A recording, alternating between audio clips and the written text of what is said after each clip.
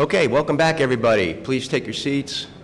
So you may see a change in your, from your agenda in terms of the moderator of this next panel. Got Preston Greene, who's volunteered to step in. Rich Hughey is in a hotel room upstairs, not feeling very well. He was coming down with something the other day. So Preston, if you don't know, is a former Navy SEAL, so he's used to being quick on his feet. So I thank him very much for that. So I'd like to now introduce him, Preston Greene. He flies for a U.S.-based major cargo airline, just like I do, same one. He serves, thank you, he serves as Vice Chair of the ALPA's President's Committee of Cargo and continually provides subject matter expertise on ALPA's international security and safety programs. Preston's panel will discuss the topic of enhancing airport security for cargo operations, and he'll introduce his panelists in just a moment. So Preston, sir, you've got the floor. Thank you once again for stepping in at the last moment. Really, truly appreciate it. Thank you. Thank you, Joe. Good morning, everybody, and thank you for being a part of this working group. The second panel discussion today is going to be over cargo security. Again, I'm Preston Greene, First Officer for FedEx, and I serve as the Vice Chair for the President's Committee for Cargo. And just as you mentioned, Rich is is the chair, so he was going to be a part of this discussion and just wasn't able to, and he just texted me and said that he had the flu. So good for his speedy recovery, and we'll carry on as we can. Echoing the President, Captain Tim Canole, who frequently states, every airline pilot is a cargo pilot, which is true. Passenger and all cargo operations obviously carry cargo. After 9/11, a lot of that cargo didn't make it to the belly of those passenger airlines. Since that time, we've been able to get some of that cargo back into that flow. It's important that we all recognize that access in the process of getting in there has to be protected as it is right now on the passenger side. All passengers, all crew, all their bags, and every piece of cargo is screened before it goes on that airplane. So in the process of us discussing that, keep that in mind. The movement and handling of cargo into the cargo system for both passenger and cargo operations is critical. Acknowledging that constant exists across all commercial aviation, this panel will focus mainly on cargo operations though. As you know, many of the safety and security layers working to protect our passenger airline industries are absent of all cargo operations. Cargo airlines fly the same aircraft, take off from the same airports, utilize the same airspace, and most important, fly over the same cities and areas that we all live. However, from the security standpoint, cargo operations do not enjoy the same level of operations per security. Our panel members come from various areas of expertise and have extensive experience in the field of aviation security. This will allow us to have a thorough discussion on ways to address this very important issue. And it is my pleasure to introduce all the panelists. First, Mr. Dan McCracken. Mr. McCracken is the Supervisory of Federal Air Marshal at the Transportation Security Administration. Mr. McCracken manages the TSA Insider Threat Program and also oversees the Joint Vulnerability Assessment Group. Mr. Randy Harris. Mr. Harris is the Director of the Corporate Security Branch for Delta Airlines. Next is Mr. Gagandeep. Mr. Singh is the Watch Commander at the U.S. Customs and Border Protection National Targeting Center Cargo Division. Also, Ms. Jan Lennon. Jan is the Director of Security, Atlantic Hartsfield-Jackson International Airport. And finally, we have Rich Albert. He's a fellow FedEx pilot, and he is the Flight Director Access Working Group. We'll now ask each panelist to provide their unique perspective on the subject of this panel in turn, after which we'll have a roundtable discussion. With that, you please start off. Sure. Thank you. Good morning. Thank you for the introduction, and thank you to ALPA for inviting me to the conference. It's been several years since I've been here, so I've been looking forward to this conference. So again, Thank you for the opportunity. I'm breaking my comments this morning up into three categories. I think these three categories, or pillars, if you will, are core and foundational to the overall security of cargo or the aviation industry as a whole. And they include the first pillar, intelligence, the second pillar, behavioral assessment or behavioral analysis, and the third pillar is technology. So I'll talk a little bit about each one of the pillars, talk about from my perspective where we are today within those pillars, how they apply, but also opportunities going forward to improve the collective security that those pillars offer. So first, intelligence. I think from an intelligence perspective, that's the key for us in the development of mitigation strategies across the spectrum of security. It gives us the foundational pieces to develop the mitigation strategies, but also to assess or adapt to the emerging threats and the changing tactics and techniques. And I think that intelligence comes to us in various forms. It comes from the federal level through TSA, and I'll talk about that, but also other government agencies, but more importantly from the local level. So at the highest level, intelligence shared from TSA for the airlines, and I'm speaking from Delta's perspective, has improved tremendously over the past several years. Sharing of intelligence information associated with terrorist organizations, their capabilities, their tactics, their techniques, their evolving processes, all of that's very, very important to how we develop our mitigation strategies. Part of that is also just understanding the speed and timing, which is important as well. So that process has improved greatly over the past couple of years, and I would think with anything that I talk about today, there's opportunity for continuous improvement as we face an evolving organization or individuals who are trying to cause us harm. The second piece I would talk about, and Dr. Gloria mentioned it this morning, is the ACAS program. Delta's part of that program. It's an air cargo advanced screening program, and it's much like Secure Flight, if you're familiar with that, in which passengers are vetted prior to getting their boarding pass and flying. ACAS attempts to do the same thing with visibility to cargo data from CBP and TSA, and they assess that, and they can drive additional mitigation strategies associated with that specific shipment of cargo. Again, we've participated in that program pilot since the beginning of the pilot and believe that it offers some good benefits, and we would certainly applaud the expansion of that program to include a broader range of participants as well as improved technology.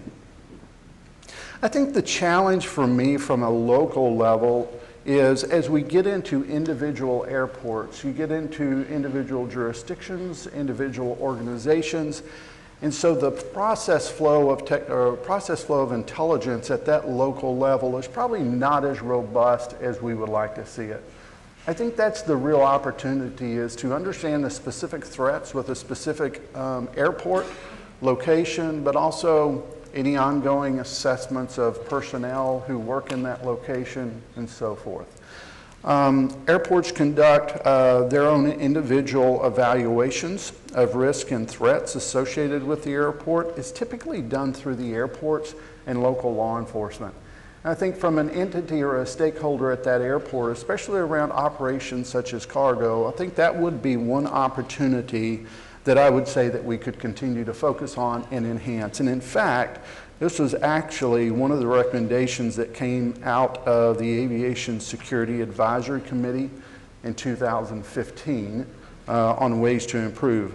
Other recommendations from the committee that were made to the TSA administrator regarding airport access control and are relevant to today's discussion include various issues such as reviewing of disqualifying crimes for those wishing to work within the aviation industry, expansion of the look back for the look back of individuals during the hiring process of what they have in their history, as well as continuous employee criminal activity monitoring through FBI's Next Generation Rat-Back program, creation of a national database to maintain a list of individuals who have lost or their access has been revoked, as well as enhancements to employee screening. I think all of those play a critical role in improving the security posture as we go forward, especially at the local level. And I know my colleague Jan Lennon, I think, is going to take some time and speak about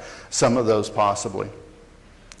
So let me move to the next pillar, which is behavioral analysis. And I'm going to be specifically pinpointed on a program that Delta's undertaking, and I think it's very critical, again, for improving the security posture going forward.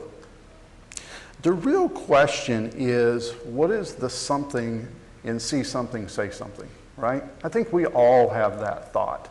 Great perception or a great program, but I think we have to define what that something is in that process.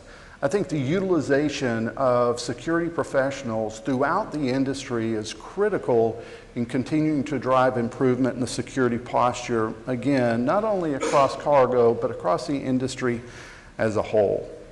So Delta's partnered with an organization called Orbis Operations.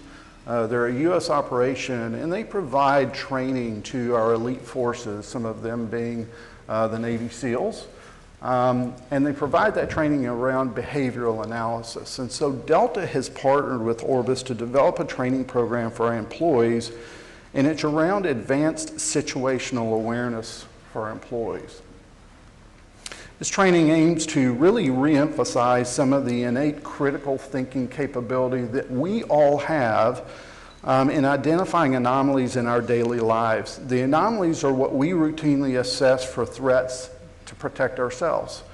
It's that issue, it's that time when the hair stands up on the back of your neck, but you really don't know why, or the fact that you have a gut feel that something's not right, but you probably can't recognize what's driving that gut feel. That's what this training is attempting to do, is to educate our employees to understand what is driving that so that they can then identify that anomaly and take action against it. The training, and I go back to the anomaly. We all have a baseline of our experience in what we experience on a daily basis or what you expect when you walk in this room. What we're looking for is what is the anomaly that does not fit with that baseline. The training focuses on biometric cues such as the reddening of one's face or neck, and typically we think about that as someone becoming embarrassed, right? And so if someone walked in the back of this room and everyone turned to look at them and they suddenly turned red, that would be expected. They might be embarrassed, the fact that everyone was noting their entrance. But if someone jerked open the doors and came in and their face was already red, that might be an anomaly and something that we would want to focus on and think about and begin to monitor. So biometrics are a key aspect of the training. Atmospheric, sight, smells, sounds, what you expect, and then the absence of those sights, smells, or sounds could also be an anomaly. Heuristics is part of the training, and that's the ability to take a tactical shortcut to form reasonable conclusions against or around what you're seeing.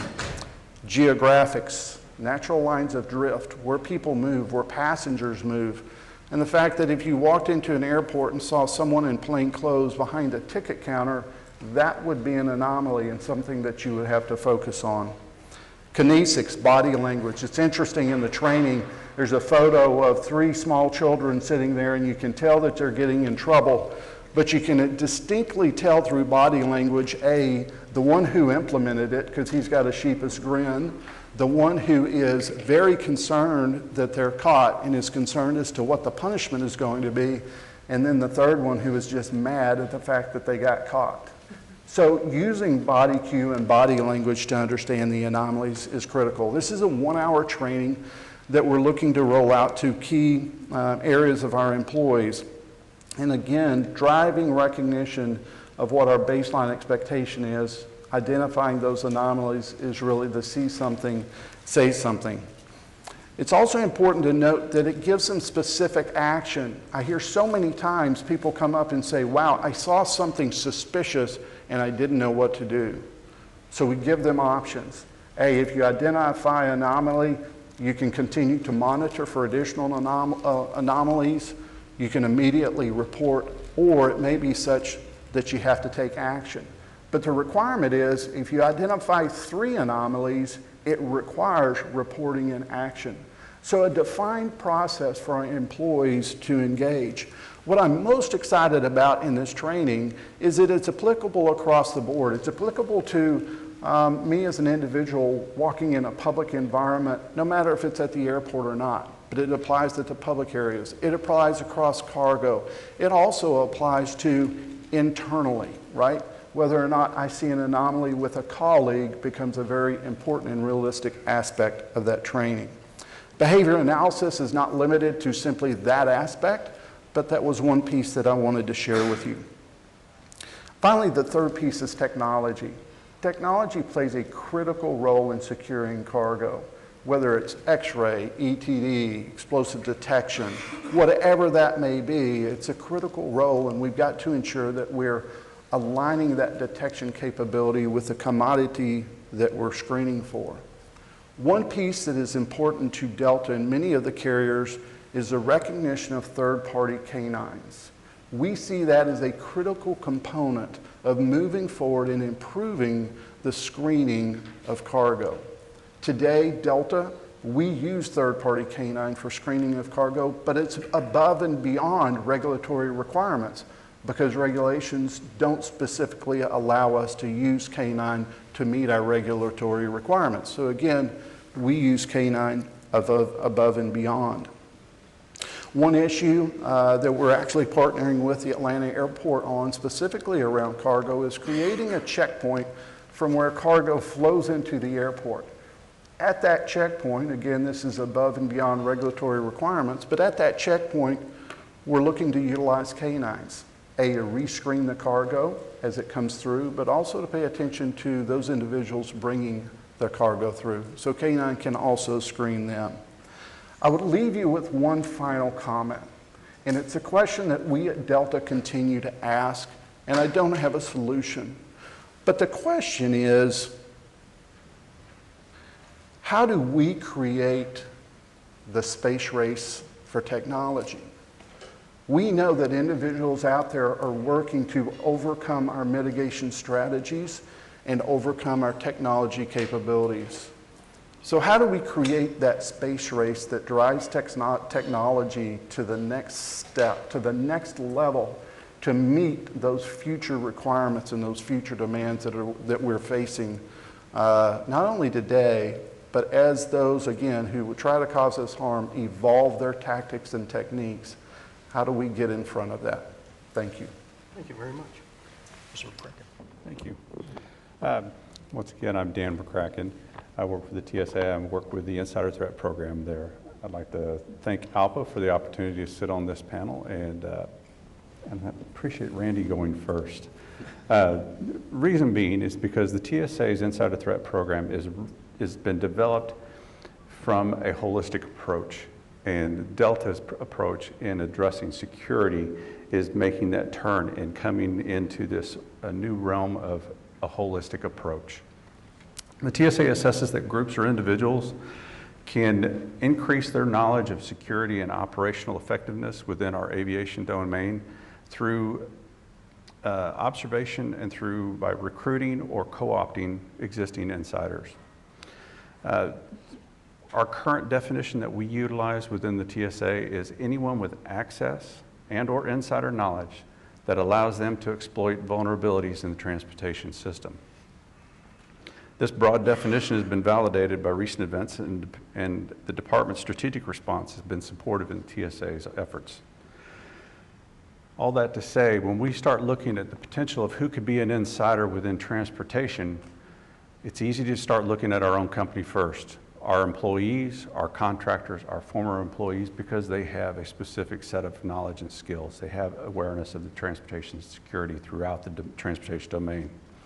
But we're talking about current and former contract government employees, airline employees, transportation employees of different measure, concessionaires, those support services that are at our cruise ship terminals, our airports, and other transportation terminals, construction and maintenance crews. Those are the people that actually put these facilities together. Law enforcement, military, and security personnel that we employ and are present in our facilities also serve the potential for being considered an insider. The TSA's Insider Threat Program, as I said, is designed to ensure a holistic approach when resolving insider threat inquiries and investigations, and in the development of mitigation strategies. We've had a standing program since about 2009. The current governing documents were signed in 2013, and they brought into the Office of Law Enforcement or Federal Air Marshal Service, where I'm employed, the Insider Threat Unit. That Insider Threat Unit is a small group of men and women who are utilizing the National Insider Threat Task Force hub model to serve as that conduit for information and making sure that all of the our internal and external parties that are involved within our insider threat issues have a seat at the table and are part of the fact-finding and the mitigation strategy. We serve as that focal point for all of TSA's insider threat memorialization of these insider threat issues, and we coordinate heavily with our internal and external partners, airlines, other government agencies, and other law enforcement agencies throughout the community. The other side of our coin is we engage in education and outreach. Primarily right now we're focused in the aviation domain. Because I have a small group, we're focusing on that where we can get the most penetration of message and get the widest dissemination of our message. We've developed training with our operational components throughout TSA and our security partners and industry stakeholders. The see something, say something, the this is my airport programs, those are all part of the messaging that when we're engaging in our education outreach efforts, those are all reiterated. We've participated in the joint training video and PowerPoint that was put together recently in coordination with the FBI specifically for industry and is available on HSIN. Guidance and resources for our industry partners. That's another one of the areas for which we try to work and support the transportation industry, is in providing those resources and guidance of what's going on in the world of insider threat programs, insider threat mitigation, and people that are just now coming to the table and saying, we need help in setting up something. Where do we start?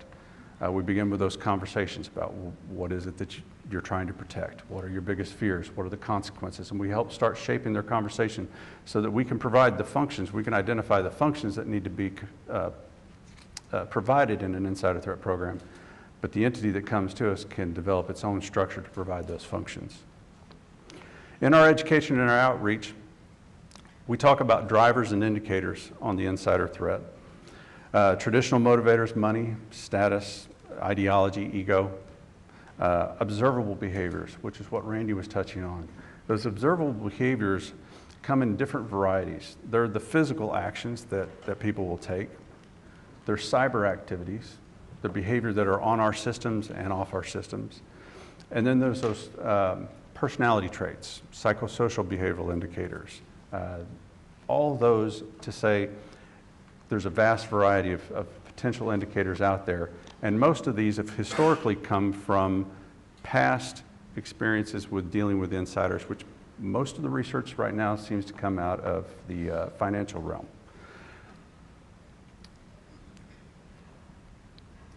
Compound these with lifestyle decisions, debt management, personal stressors, life is stressful as we know. All these things can enhance the appearance and bring to the surface different behaviors that can be identified as having a potential. One of the things that we work with when we're directing our training and our education outreaches towards management personnel is that a behavior that's recognized as an anomaly is just that, it's an anomaly. It needs to be resolved. But when you start having multiple behaviors that start to show up, now it may be more than just somebody's having a bad day or somebody doesn't know what to do. We take it also back a step that we break it down to 3 types of potential insiders. We have the ignorant, the person that just doesn't know any better. Those are typically newer employees or employees engaging with new technology or employees that are engaging in new duties where they don't understand the security procedures or the equipment that's in place. We have the complacent, and those are the ones that have been on the job for a little while. We have specific policies, we all have procedures that are in place, and they all have steps that are lined out. But it doesn't take some people too long to realize that I've got a 10-step process, but I can slow that, or I cut that back to 7 and still get the job done. But what they're not thinking about is cutting out those 3 important steps opens the door to a vulnerability being exploited by your adversary. And then we have the malicious. The malicious is the person who is intending to do harm to your organization, and they're not going to show up typically with those traditional behaviors. They're not going to cluster the same way. All this brings us to where we focus. Focusing on management, we're talking to identify these clusters. Look for the root cause behind what's going on. As you're resolving the anomalous behavior, take into account the entire person, the totality of the circumstances, who the individual is, what kind of risk do they pose to your organization, what are the consequences of them exploiting their knowledge and or their access. All of these things factor into what risk does this person or what risk score this person presents to your organization. From there, now it's easy to step off into the conversation of mitigation. Is it retraining? Is it initial training for the person who just doesn't know any better? When we're dealing with new technologies, social media has been one of the biggest things that's been kicked around lately. People talking and sharing information openly on social media. In the absence of a policy, it's hard to start to direct people on what secrets they share and what secrets they keep secret. So sometimes we have to educate ourselves as well, but educating the ignorant. We have to re-energize and re-engage the complacent. We have to re-ground them as to why we do what we do and the way we do what we do.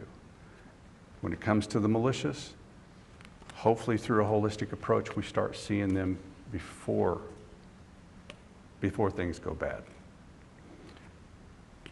Mitigation strategies encompass people, policies, education, and technology. We're traditionally looking for the low-cost, no-cost strategy, and sometimes we can have the greatest technological piece of security out here, but we employ a procedure or we cut corners in training our personnel, and it undermines the technology we're employing. So we have to be careful about becoming over-reliant on technology.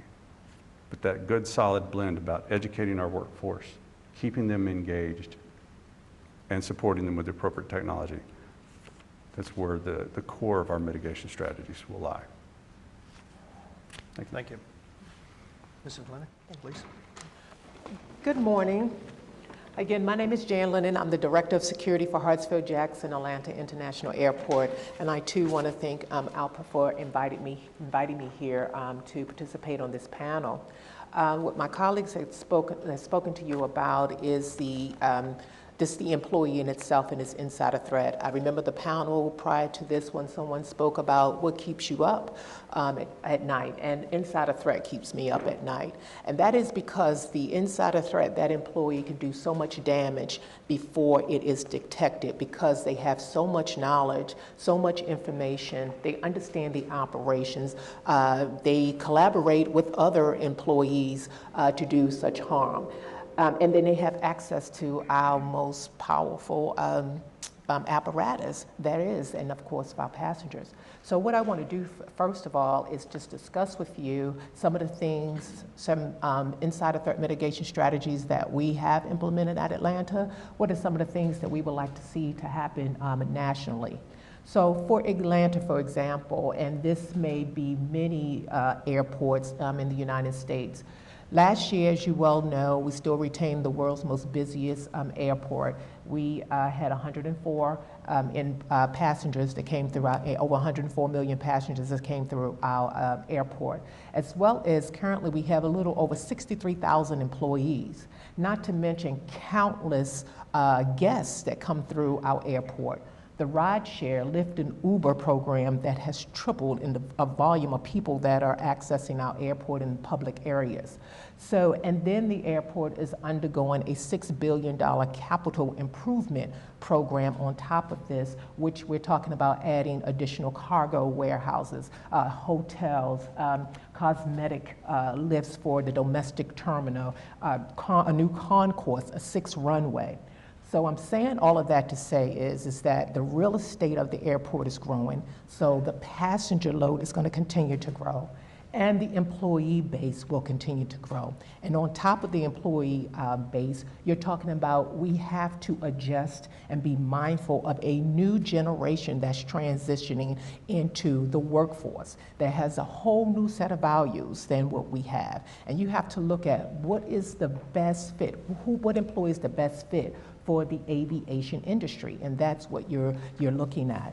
So when we're talking about the insider threat, security, as we well know, it costs money. We're not revenue generation group. What we do is spend money. However, the best you can get is that you can get cost recovery. But what will security do for us? What does a great security program do for us? One of the things it will do, it reduces the gaps. It reduces those vulnerabilities. It helps us identify those things. It reduces the liability and the casualties. And it improves recovery efforts. And also it protects and strengthens the brand. As you well know, everyone enjoys being safe. They want to be safe. They may not like the inconvenience of security, but they want to be safe. So that's critically important. And all of this starts with the employee, regardless of what area of the airport the employee works, whether it's the sterile side, whether it's the public, the secure, or even the cargo area. These are some mitigation strategies that we have. So one of the biggest programs that the airport introduced was the employee screening program.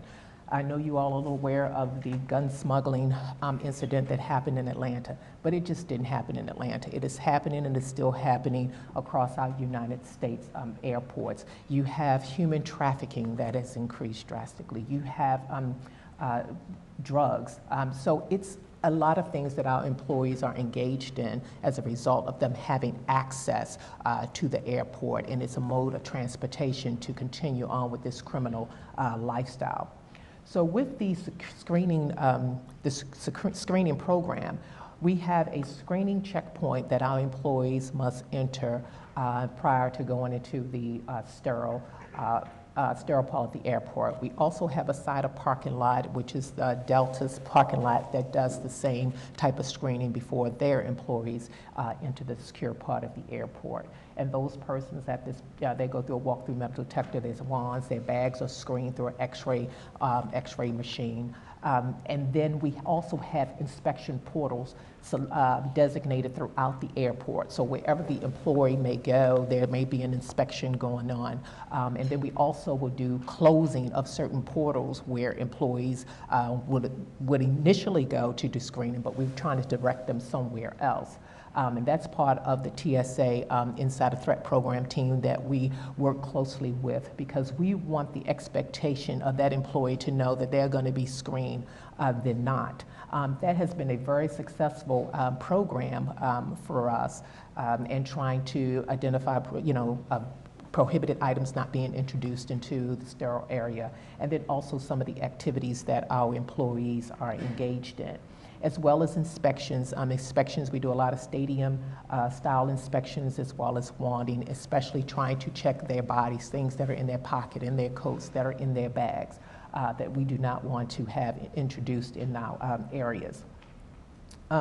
With that, we have enhanced our vehicle inspections. Randy had spoke of one area where our cargo, most of the transportation through our cargo is going through the secure side. Setting up, this is a program that we were doing 5 years, but working with Delta, we want to increase that and move that up to now, which it will be really great for us with the cargo employees and the transporting of the goods and services. So therefore, we set up a vehicle inspection checking program there. Of course, we use K9 in our areas too.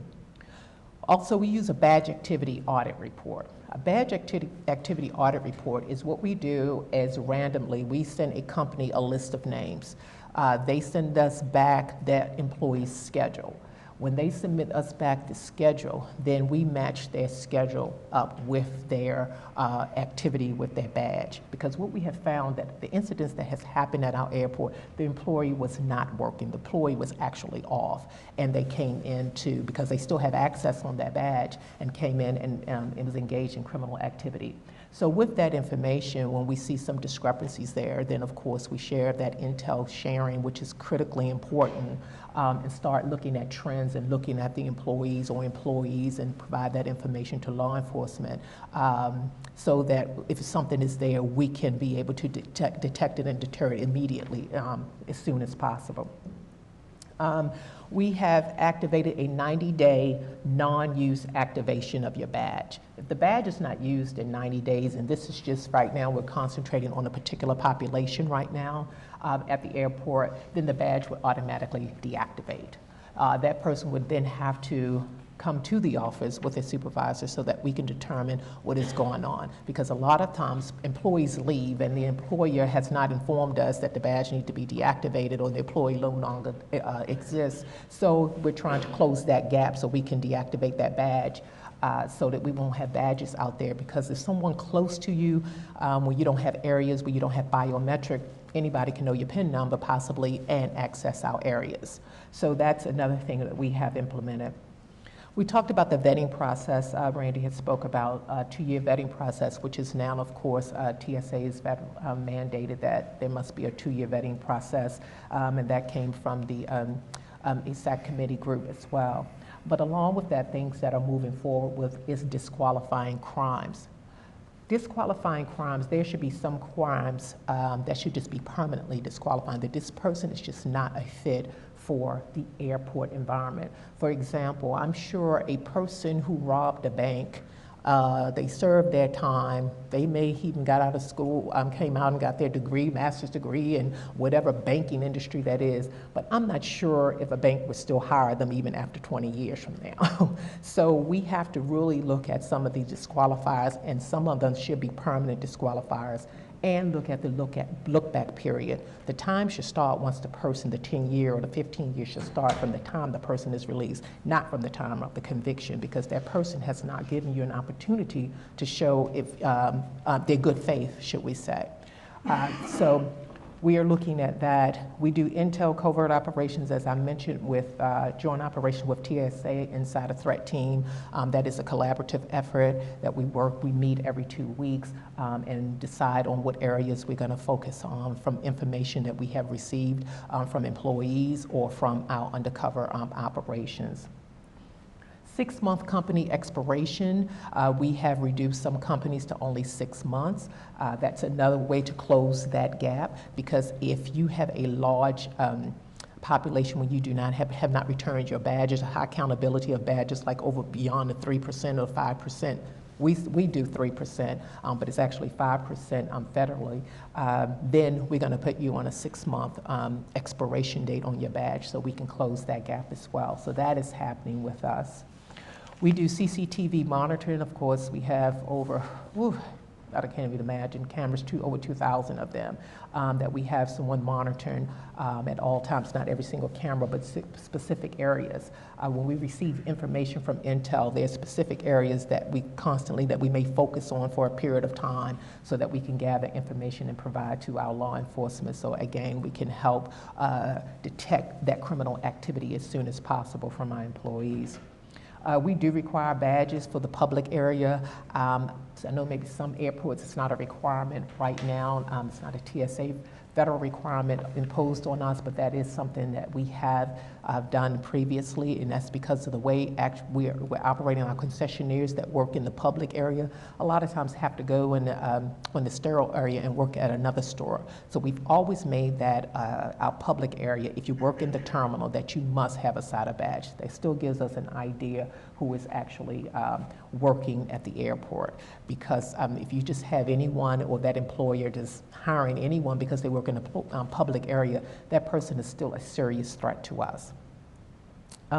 We talked about access point restrictions, random enhanced vehicle inspection using K9. We do full wanding of our employees, depending on what area that is. We do those things as well. So using all of these layers of security, it has assisted us in reducing, again, the gaps and deterring further criminal activity with our employees. Again, not understanding that nothing is 100%, but it has helped close those gaps, and we have deterred a lot of activity. So for example, when you hear about the one big incident, just because it became, you had to indict and it becomes public, but the part about it you don't know and what you don't see and what the public or the media doesn't see is the thousands of incidents that you have deterred or you have stopped. That's the part it's just really hard to translate or calculate into numbers for people to see. But that goes on all the time when you have a good, enhancing your security program as much as possible. Some of the things we're further exploring is roving teams. We will actually incorporate several roving teams out in the secure area, and that's all the roving team will do, go to various different areas, gates, and just constantly do inspections at that point. So even though you may have went through an inspection area, at any time you will have additional screening, as well as with the TSA Insider Threat Team. It's ongoing. So again, we want that employee to constantly feel like, I just don't know when I'm going to be inspected again. I may have made it through this portal, but hey, I may get caught again. The national database. That's one of the things that was discussed in the ASAC, but the national database. We keep at Atlanta Airport, for every employee that I have revoked a badge as a result of a real severe security breach, we do keep a record of that. We keep a database because those persons, we do not want them to have a badge again at our airport. Their card holder and everything is flagged. No one can enter anything on this particular person. This is something that we would like to happen at all U.S. airports. And what that is along with doing the criminal history check, doing the STA, the security threat assessment, we want to be able to have a database from information that we put in to look at employees and check them through the database, because they could have been over in Seattle and they've done something. See if their name, if their badge was revoked for a particular reason. We want to be able to see that. So that will be another third aspect of us seeing if this employee is fit. So if someone was to call me, they will be able to see the names that I have. I'm able to put it into the clearinghouse database, these 30 people that I may have. Someone else will be able to see, at least just see, oh, this person has been, their badge has been revoked at Atlanta, and then they can give us a call. That will help, because some of these crimes that are happening with our concessionaires, the theft, normally they don't process it because it's just too costly. But this person will go to another concessionaire, another job on the airport, and still end up doing the same thing. So when we find that out, those are persons we like to flag as well. And then, of course, we're looking at biometrics in some of our high secure areas. We have not implemented that yet, but that is an area of focus that we are looking into. And portable access control card readers is one of the things we are looking at to do as well. So along with doing the roving inspections, we have these portable access control, because as you well know, the face of the badge looks good. The expiration dates looks good, but inside you really don't know if that badge may possibly have been deactivated. For some reason, maybe the system didn't work. But if you have somebody roving around, making people use their card on the portable access control system, that's another way for us to strengthen the insider threat program. Thank you. Thank you, Ms. Lennon. And Mr. Singh? Yes, thank you so much for inviting us here again. And it is really nice to be amongst all of you to discuss such an important topic of aviation security in the cargo environment. Again, I'm Gagandeep Singh. I'm a watch commander at the National Charging Center Cargo Division. One of the units that I manage, and Randy touched on this earlier, is the ACAS unit, and we focus on high-risk air cargo shipments from overseas. And as we're doing that, me personally, I'm thinking of my own family when I'm doing it. My brother-in-law, he's a pilot. We had an incident at his particular airline where one of the planes was lost. And we couldn't get a hold of him for 20 minutes. 20 minutes, that's not even a show. And it was some of the longest 20 minutes of our lives. So I can only imagine what the families go through that never hear back from their loved ones when an incident like that occurs. So today, I'm personally going to go over our mission when it comes to the cargo security and how NTC supports that mission, the goals that we have set, and the objectives that we're trying to achieve in order to make sure that mission gets accomplished. So first of all, the CP mission when it comes to air cargo is to safeguard our borders, thereby protecting the American people from dangerous cargo that's coming in, and at the same time facilitate that trade to make sure that our economy stays healthy as well as competitive with the rest of the world. So we're doing a bit of a balancing act there, but that's the mission. And NTC supports that mission by having a very important goal, and that goal is to counter terrorism. And that's very broad, but it's important in this setting. Counter terrorism and counter criminal enterprises, organizations that are looking to harm our planes, looking to take American lives, and disrupt our way of life. One of the first objectives that I want to touch on when it comes to meeting that goal is understanding the threat environment. And it's very critical to understand that no one agency, CBP or otherwise, has a complete picture of the threat environment. We simply don't. So CBP aggressively works with other agencies, international, state, federal, local, tribal, as well as the industry and the private sector to gain a complete intel picture. And we're trying to understand what the adversary's tactics are, what their next set of actions are. And the reason for that is so we can have intel-driven operations where we're focusing on specific threat streams and not casting a wide net. And that is done so we want to make sure that our borders, our physical borders, are the last line of defense and certainly not the first. To do that, we have to have a lot of international coordination with our international partners, with the industry, as well as our other federal agencies. And that is our second objective that we're always trying to enhance upon. And that is coordination of those international operations. In the past, and Randy touched on this earlier, the ACAS program kind of started off with this. In the past, we received a lot of data from the industry regarding shipments that were making their way onto planes. The timing of that data was not appropriate for a security point of view. We got that data as the shipment had made its way onto a plane, and it was already in the air. At that point, even if we did identify something that was of risk, our crew members, our pilots, the trade was already at risk, and there was really nothing we could do. So we rethought the whole process. CBP, as well as TSA, and the industry came together in an extraordinary partnership, interagency and a partnership with the trade community, came up with an extraordinary partnership to make sure that we get that data way ahead of time. We started thinking, when should we get that data? And we asked the industry, when do you get that data? They said, well, we get it at this point in the supply chain. We said, well, we also want it at that point in the supply chain. So at this point, NTC targeting analysts, they'll look at these shipments before they're even boarded onto these planes. And they're trying to answer one very important question. And the question is this shipment going to blow up this plane? That's the focus of the ACAS unit. Is this going to harm our pilots? Is this going to harm our crew and the passengers that are on board that plane? And is this going to disrupt our trade? And if the answer to that question is no, this is a legitimate shipment, this is fine, everything checks out, then of course that shipment is allowed to continue.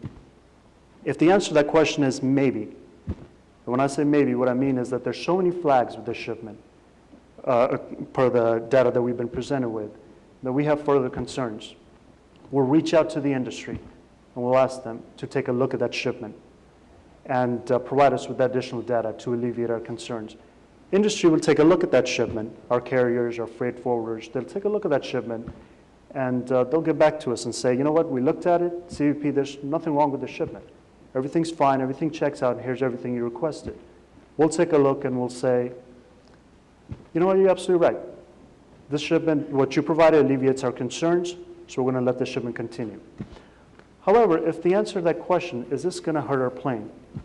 If the answer to that question is yes, then we're going to make sure that that particular shipment does not get on that plane and it stays as far away from our borders as possible, and we stop it at the earliest point in the supply chain.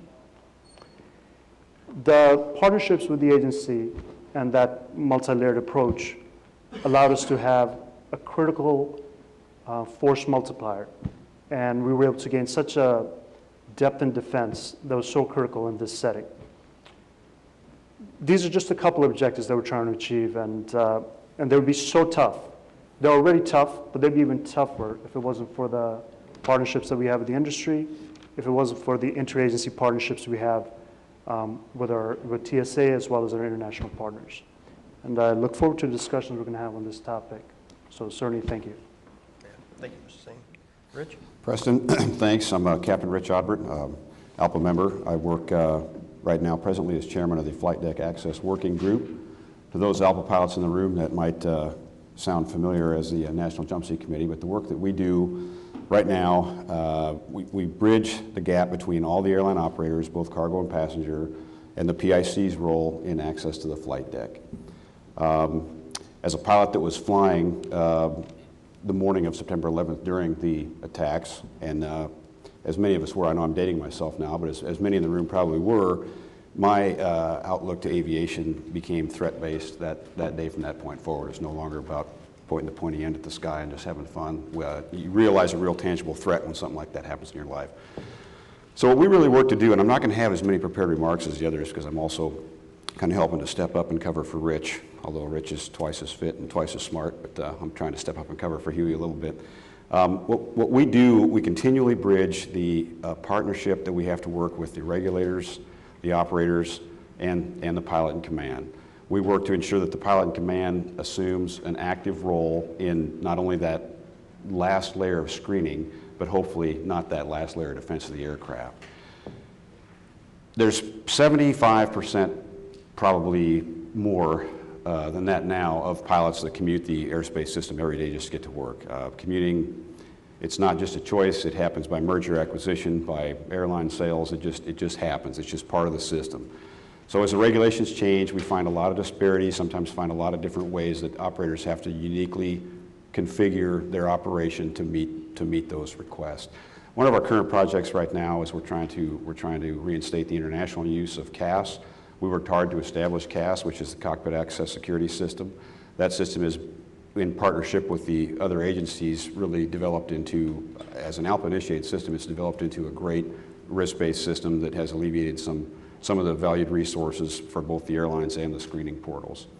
So we just continue to advocate for PIC authority. We want to make sure that the captain retains a positive role in that decision matrix when someone is allowed access to the aircraft. And I'm here and happy to answer questions about the differences right now between the passenger and all cargo operators and how those systems coordinate. So thanks, Preston. You bet. Thanks, Rich. I want to inject one thing here that in the process of doing our ALPA National White Paper, the things that were then brought forward, and that's really some of the things that we have on this panel. The issue was the TSA identified two critical areas that were important for us to keep in mind as we go forward for the discussion. The first one is the hostile takeover of an aircraft, cargo aircraft potentially, and being used as a weapon. And the second is the use of cargo to introduce some kind of an explosive device through the process of movement of that cargo. And each of you have talked about those things. With that, I want to be able to move on to the things that we'd like to start discussing first is perimeter security. And then this portion of it, that seems to be some of the larger or bigger differences that we have between the passenger side and the cargo side. Employees at passenger airliners and around passenger terminals must go through the screening process that we just talked about. And they get access to that SIDA, the security identification display area, unescorted once they get vetted, once they get through the screening process. In contrast, ramped areas used by cargo aircraft may not have a 24/7 SIDA footprint. because the airplanes work on the other side of the airport, and under the circumstances, they're not always manned. So there's problems that come with the physical security that goes there and the process of the SIDA as a basis for that. One of the ALPA's positions that all 121 air carrier operations should be conducted within a SIDA and protected in the same manner as a passenger airline operation. With that, if I could, Ms. Lennon and Mr. Harrison, what are airports and carriers doing to reinforce security for their cargo within the SIDA? Mr. Harrison, please. So I'll talk about the commercial carrier. I certainly can't speak to the cargo carrier piece of that. From my perspective, it's a multi-level layered approach, from hiring standards to background checks, and this has all to do with that first pillar around intelligence. Hiring standards, background checks, continuous monitoring of employee criminal activity. Those are types of things, again, from an Int'l perspective, in that first pillar that help derive and identify issues of concern. That's one piece. I think the second piece is the securing of the cargo in the facility, how we go about doing that, and that can be through processes and procedures as well as employee screening. We talked a bit about Atlanta and some of the initiatives there that we're driving. I think the third piece, and I'm going to go back to the technology piece. I think technology plays an important role, not only how it's used, but also how you control that cargo after it's used to ensure that it's maintained in a secure atmosphere. And so one of the processes we're doing, and I'll talk specifically international and some of the higher risk locations that we see around the world, we've gone out and started doing full assessments or revising our assessments of cargo facilities along the lines of access control, screening, screening of individuals, control of the cargo, and so forth. So I think it's a multi-layered approach that has to be improved continuously. Very good. Ms. Lennon. Yes, and I concur with Randy. Everything that we've talked about, again, it starts with that employee, because cargo operations, the design of it make it very challenging for us, just the design piece of it, because it's the way, the trucks have to come in, the employee goes in, you're talking about your SIDA area. So as we are in this capital improvement program, we will be adding additional cargo space and warehouses. So we are looking at technology. We are looking at the way the design will be different from what we currently have to reduce those vulnerabilities, and also continuously incorporating that screening, identifying the proper employee, that screening and continuous screening in that particular area. So that's what we're doing now. That's what we will continue to enhance. And then as we move on to our new cargo warehouses, we will be incorporating technology and more tracking of that employee and the vehicle. Yeah. On smaller airports, can you elaborate on why there's a difference? We see it as we land small airports, the difference in that level of security compared to, say, Hartsfield. Because the landscape of the small, you're able to, it's consolidated. It's a smaller a layout print, smaller, the employees base is smaller. When you have a magnitude of a CADX airport, there's so many other parameters that's there. Of course, you're talking about the landscaping of it, the employees the various different employees that have to touch the cargo or the processes, the security that's involved with that. So it's always been much easier for a smaller airport to maybe not have as many of the concerns that we have. However, we do have to keep in mind when we say that smaller airport, people think, well, they're not as vulnerable. Well, they can and will be more vulnerable as it relates to, if I can't get here, then I have to go somewhere else, which I may not have as much attention on me. So that's what we have found when it comes to the smaller airport versus the larger airports. Very good. Rich, could you elaborate, please, what you see? You've been doing this for a long time, particularly with you moving as an international pilot on the triple compared to what we just heard about the passenger side, the sighted requirements and the things that you see abroad? You see uniqueness applied to each operation.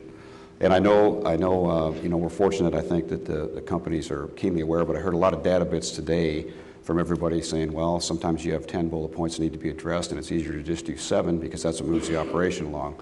So I guess you see where they have to bridge they have to find a common ground there in some cases. I know literally, I fly the 777, may or may not have a hardened cockpit door all around the world. Sometimes I'm parked next to a 6-foot chain link fence. So, that's the challenges all around the world, that's what you see. So it's difficult and a unique challenge for everybody to determine how they're going to apply what they might be able to do at Hartsfield, for example, to Lubbock. Or, I don't mean to pick on Lubbock, I'm just saying on a smaller field like that may shut down at 10 o'clock at night. That's when we start up sometimes. So it's unique. Memphis itself has its challenges where our super hub is, where they have to define the SIDA and redefine the SIDA based on the operation because of the ground side employees and what their qualifications may or may not be. I just have to make a comment. Lubbock, Texas, home of the Red Raiders. That's my hometown. How did you pick Lubbock, Texas? I knew it. I'll pick Omaha next time. Yeah, the things like you're talking about, the smaller aircraft, or airports with the smaller aircraft working them. But, a lot of times, we move heavy, big aircraft, wide-body aircraft into smaller airports all the time. And we were talking about the perimeter, the side of perimeter. There's times when it's literally just a line painted on the ground that then says that is in effect during the hours of operation that we're working, and then other times it just goes away. And we'll have times whenever there's an open fence, for access like you're talking about. The big truck's about to come in. They got to be able to deliver the cargo that's going to go on the airplane. And because of that nature, it's an open roller deck. They bring the stuff in. They roll the stuff in an open roller deck that has access from the same portal that truck just drove in. Or it may have to be that if it's mail, it's got to go through all the way around and go right on the aircraft. So the process and the people that are working those, we see that there's just not the same as what you get on the passenger side. It's usually engulfed in the center of the airport.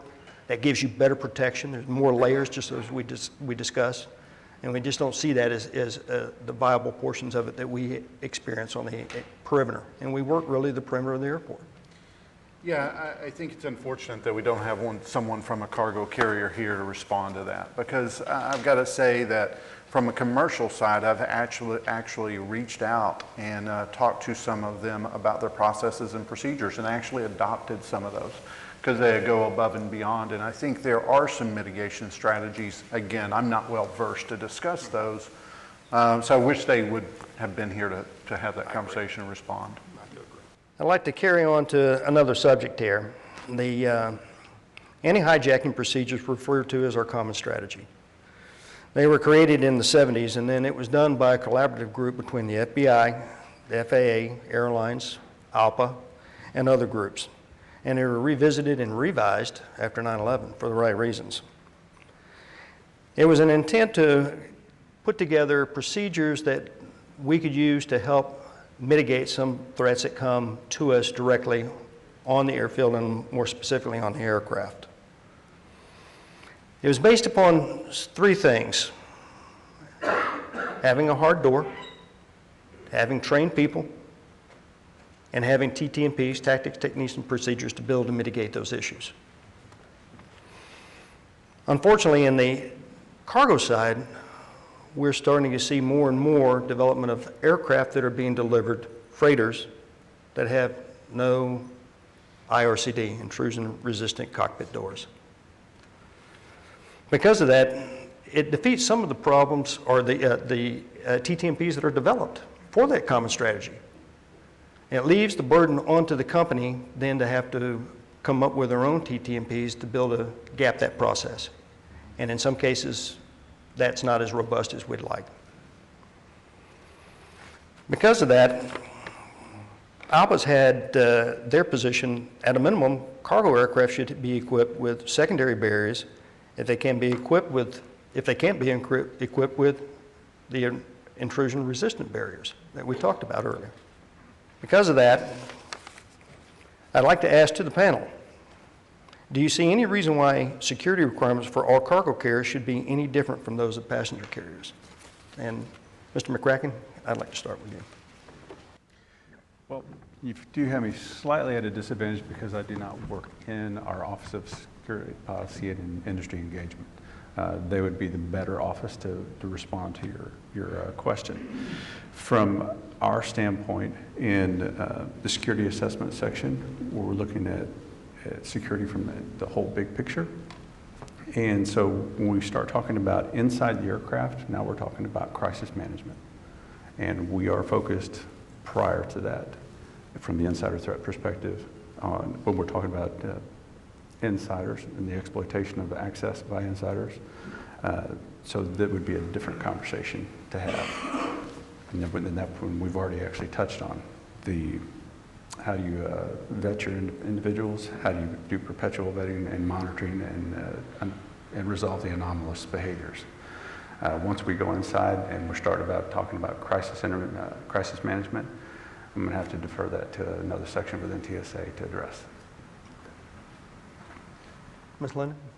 I would say, again, I've come from the insider threat about prevention, but just talking to cargo colleagues previously, yes, of course, the aircraft and certain things about the aircraft should somewhat mirror passenger to some degree, but also understanding too, when you're talking about you do not want this aircraft to be used as a vessel to destroy something else. But also too, when you're talking about what it's actually carrying, they've stated that when you look at life is far much more valuable, so you're going to have extra versus some jewels or some other things, materialistic things that, of course, does not equate to a person's life. So I'm sure there are things that definitely need to be increased, the security there, but I'm not sure if it will ever be, I'm not sure to the same level as when we're talking about carrying passengers as well. But again, we do want to protect that the aircraft, so it will not be used for anything like it was used for us in 9/11, for sure. Absolutely. Rich, give me some perspective on you working for that cockpit access. Kind of elaborate a little bit about how we're doing that with an airplane that doesn't have an IRCD. The Flight Deck Access Working Group, under the ALPA Air Safety Organization, and a great effort with the team members of Engineering and Air Safety and Legal, watch this all the time. And we see varied applications in how the regulation can be applied, which sometimes don't seem very common. It's a risk that we have to deal with and try to adapt to all the time. You know what's happened on our property with and without IRCDs and how one division may work to make it more restrictive and another division may work to open it up more. Again, it puts a lot of challenge on the operator to make sure that they have procedures in their standard security program that fits both feet. And it doesn't seem very common to us, I guess. Direct answer to your question about the common strategy, it's common yet uncommon in many ways. So we all know how to react to a domestic event, but we'd rather not be in one. So how do you get if it's a generic process, how do you get more specific to be able to meet the mitigating processes that come in front of us with no IRCDs?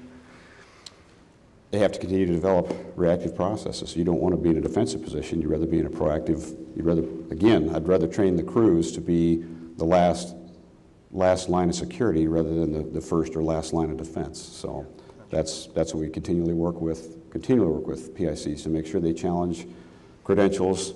They make sure that the company has done background checks, whatever that might be at the time, for whatever's fitting, whatever's in their current operations manual.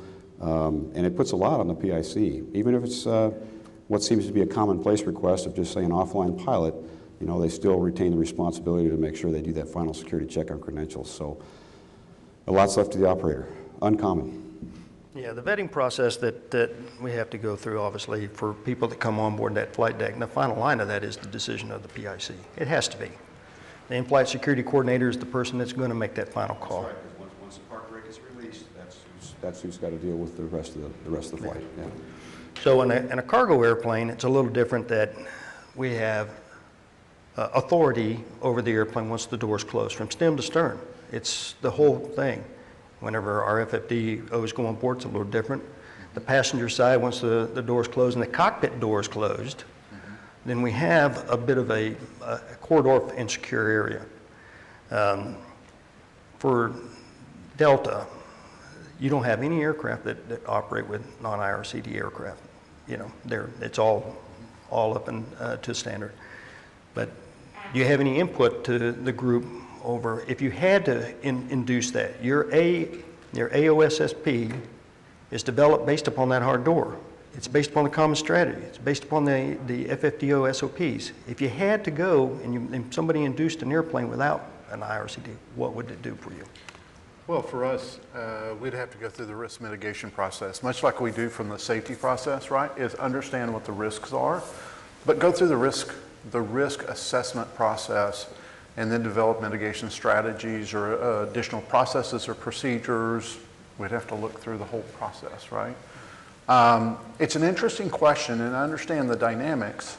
I certainly see the risks being different in many cases, and it's hard to apply kind of that standard philosophy across the whole spectrum from commercial to cargo. My perspective, again, don't claim to be intelligent at all about the cargo process or the flight deck procedures, anything of that nature.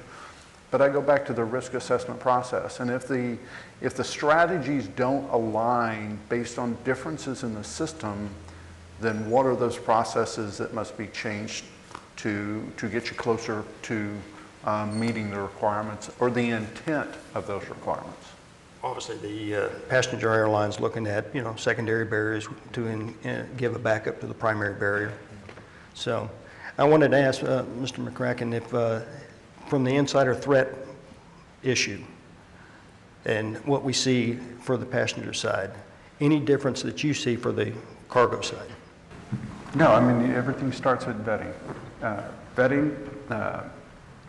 Utilizing security through environmental and facility design, implementing the procedures, and incorporating technology, ensuring that they all enhance each other. That's the same on the passenger side as it would be applied to the cargo side. And training, constant training. Fundamental, yes. Yeah. One of the other things that we have experienced, and it happens about once a year, you know, with our cargo, so due to the ease and access to some cargo ramps, the threat of stowaways is ever present. Individuals disguise themselves potentially as ramp workers or cargo loaders. For the most part, it's fairly benign. It's just somebody that's tired and they go to sleep on the airplane. Really what happens.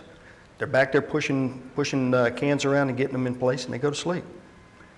And it still comes down to just as you got to have some way of being able to assess who is the person that's going to come out to the airplane and start pushing, and two, who is that, being a head count of who's going to come off that airplane going to the next one to push cargo.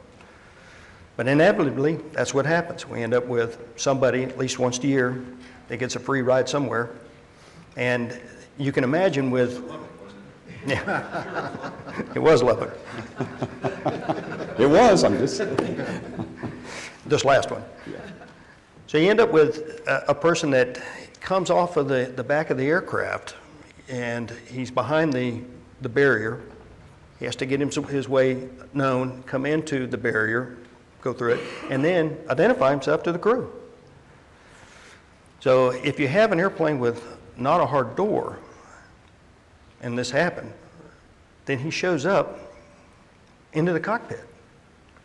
And that creates a very unwrestling process of bringing that person as he identifies himself. So Rich flies on a triple, so he doesn't have a hard door. You give me a feel for how you as a crew member, captain, how you're going to deal with such a thing, or do you talk about it obviously in your pre-security departure? That's unknown, again, and uncommon, right? It's going to be different for every single scenario, but we do address it. We do address it with our departure procedures. There's all kinds of different qualifications of different crew members on board, and you have to consider those factors.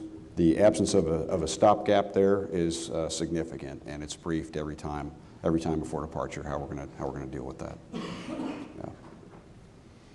Anybody else have any input on what they think about that sort of thing? Somebody just coming into the flight deck. I go back to you, Mr. Harrison. You just don't have that issue. But if you were mitigating that piece. You know, again, not having thought through that, I have the luxury of the cockpit door, so not having thought through that, I don't know that I would have anything to add to the conversation. It's interesting, though, of the comment about a once a year. It's unfortunate, I think, even in the commercial aviation industry, we have it about once a year. Someone ends up below who fell asleep loading bags. A little bit different scenario. They don't have an avenue to the cockpit, but again, I think it goes to the risk mitigation processes. How do you develop those policies and processes around not having that component? You alluded to, you know, what are the strategies? I don't even know what the strategies of the pilots are at that point in time. But I want to shift over to the insider threat specific to the government and the industry has given a great deal of thought, and you guys have brought those key points to us. Good security starts with hiring the right people, obviously. And they work inside the airport or outside, protecting the fence, and so that the layers of security that we talked about are in play. Appropriate security measures help ensure that all employees abide to the rules and create a secure environment for the aircraft, the airport, and all the passengers and workers that work within. ALPA's position is all individuals traveling on an all-cargo flight should be subject to the same levels of security vetting and screening as the flight crew member and or passengers. And this is something that we've looked hard at, as who has the authority, who has access to the cockpit via the PIC authority. And in doing so, we look at the authority that's given to the POI for the certificate, and he's kind of governed by a document called the 8900 TAC 1. And it gives him a feel for who has access, and by value, there's a hierarchy that allows access based upon how they're vetted. Obviously, the pilot that's there, the crew, they're vetted via PREA with a 10-year criminal history check. And they also do the STA, the security threat assessment, that gives them a name check. And they have the CAS system that helps keep them current. Rich, could you please, because you have experience in that, explain how that vetting process works for that crew before we step into the other folks that are available to be able to come on board that flight deck? Well, there's a unique process for each flight. I assume you're alluding to like animal handlers, and you're moving on to that subject now. So we do have unique operations. They're good revenue operations, and they just need to find a secure way to do it. There are certain people sometimes on board the airplane that they may not be able to do as robust of a security check as they can do on someone who is a U.S. citizen. Those individuals would be operating out of Atlanta as well. You know, I mean, so you do share this perimeter with that kind of access. Again, it seems to be a work in progress in a lot of the questions that we ask. There is a process in place for everybody to be pre-vetted before they would get to the PIC. There'd be a PIC notification. That works really well until there's a tail swap, or until there's an anomaly or something else, or a crew change or something else on the aircraft. And now the notification that came out 24 hours prior, you may find, you know, printed in your flight release. So again, Preston, just to answer your question, there has to be some adaptability there, but there seems to be some unanswered questions. Yeah. Yes, sir. This is probably something that Captain Ogberg brought up, where you have a cargo aircraft, no hardened door. And in the cargo industry, different than the airline industry, you're going to have people, particularly like animal handlers, coming on board. And sometimes the horses you're carrying are worth more than the 777, I'm told. So there's a lot of commercial interest here involved, and they want handlers to handle that horse. A lot of those handlers are foreign citizens. So vetting is not to good, probably, because they're unable to vet. You don't know who that handler is going to be today or tomorrow. So from those on the preventive and probably from TSA or the government, what's the vetting process for those people, or is there any restrictions or differences for a animal handler, or I'm going to say a contract employee for the airport or anyone else to have access to the SITA or to the cockpit? The animal handlers, I don't know how they're screened, I don't know how they're vetted. That's one of those random variables in the big equation that is aviation security that I've never come face to face with. And we've never been posed with that problem or that question within my shop. There are a lot of things that come to mind as ways to treat those individuals different than we would crew, but still trying to ensure some level of security. But I think what you're touching on is a conversation that needs to be had with not only through ALPA, but with other elements of TSA, especially the Office of Security Industry, or Office of Security Policy and Industry Engagement, to identify this as a gap and engage in the conversation of what can we put in place to help enhance security with the presence of this gap. Yeah, it's an important thing to discuss here because, like Rich and I have talked about before, and we've seen them, they drive the trucks right up with the animals on them. They go into a container. The person that's the handler, the one thing we do know about in a lot of cases, that he is the truck driver, because that's the one that usually brings the animal to us. So there's nothing that says he's an animal handler, other than the fact that he has been presented by the person that owns the animal as my handler. Well, what does he show up with? He's going to show up with his ID card or his driver's license. That's it. We've had people show up that most times they'll have more than one handler for the right reasons, just like was described. They're very expensive animals. And that will usually take 2 or 3 people to be able to manage that process of getting that animal on board, taking care of the animal in flight, getting the animal off, and getting him taken care of back to where he needs to go. Those people will be a mixed bag of folks. Most of them are contractors. So the person that owns the animal can provide their own handler. They have to be vetted, or they accept a contractor to be their handler, to meet the requirements of a handler. But there's nothing that says what a handler is. So then you have to just go back to what they're going to be vetted by, as you described.